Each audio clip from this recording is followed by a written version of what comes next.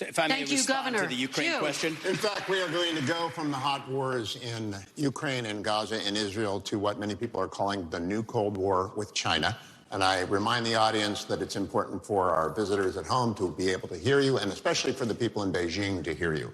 Many Republicans believe that the Chinese Communist Party and General Secretary Xi is an existential threat to the United States. The flashpoint is Taiwan.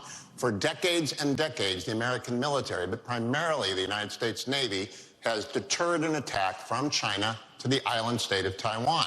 But Ronald Reagan's Navy of 600 ships is gone. Now, the question to you is, and I'll start with you, Ambassador Haley, because you were in President Trump's cabinet.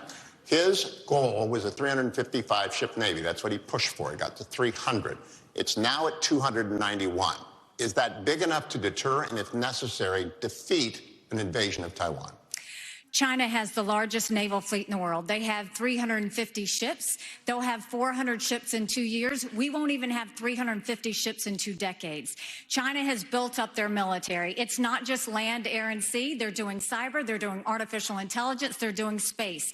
America needs to modernize our military. We need to do everything we can. The first thing is you go and you make sure you have the backs of Ukraine. That's why the Taiwanese want us to support Ukraine, because they know that sends the biggest message to China. The second thing is we go to China and we start being tough on them. No more sales of our American soil to China, and let's take back what they've already stolen. Then you go and to the universities. No more having millions of dollars go to our universities. Then we will go and end all formal trade relations with China until they stop murdering Americans from fentanyl, something Ron has yet to say that he's going to do.